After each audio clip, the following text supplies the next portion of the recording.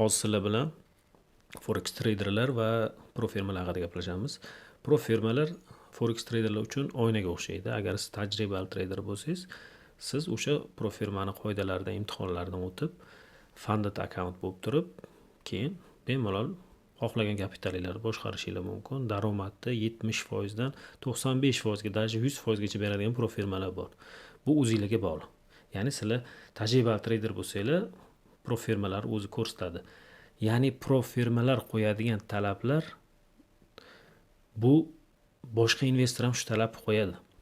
Istalgan bir odamdan pul olib turib boshqaraman desanglar, ular ham aytadi, masalan, $100,000 pul beradigan odam uni talabi pro firmanikidan ham qattiq bo'ladi.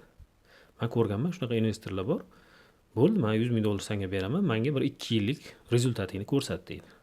Siz uni ko'rsatishingiz kerak. 2 yildan beri mana shunaqa stabil, o'shanda ham stabil o'sgan bo'lsanglar, investorlar pul tikadi yoki masalan $300 pulni depozitni 5,000 yoki 50,000 qo'yganman desanglar, hech kim unaqa investorlar pul bermaydi.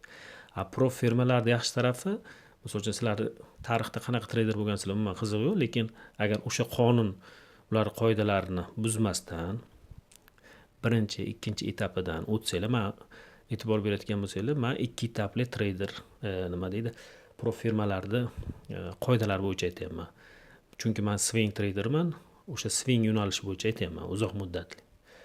Agar sizlar birinchi, ikkinchi etapidan o'tib, tasodif emas, ongli ravishda o'zingizlarni tajribangizni, strategiyalarga ishonib o'tsanglar, xotirjam o'sha pulni boshqarasizlar. Agar 3-4 marta pul ichsanglar pro firmalardan, demak, sizlar umuman o'ylamaysizlar. Pro firma xohlasa yopilib ketsin, yo'q bo'lib ketsin.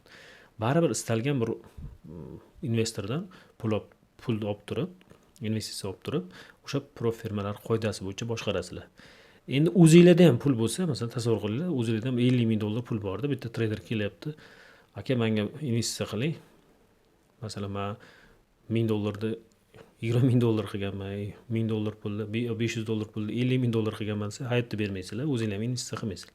Pro firmalar ham xuddi shunaqa. Shuning uchun trader uchun bu pro firmalar juda yaxshi imkoniyat. Birinchidan tarbiyalaydi, ikkinchidan sizga kapital beradi, o'shaning orqasidan yaxshi sustain qilib olishingiz mumkin.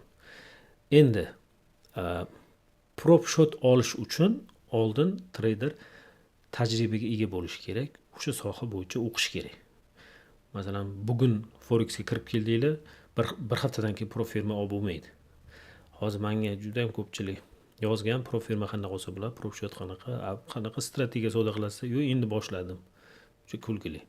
Hech bo'lmasa, sizlar kamida forexda bir 5-6 oy tajriba orttirgan, o'qigan bo'lishingiz kerak prop shot boshqarish uchun. O'shanda 4-5 ta akkauntni yo'qotib, keyin yana aka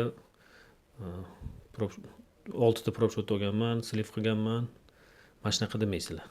Shuning uchun bu sohaga jiddiy qaranglar.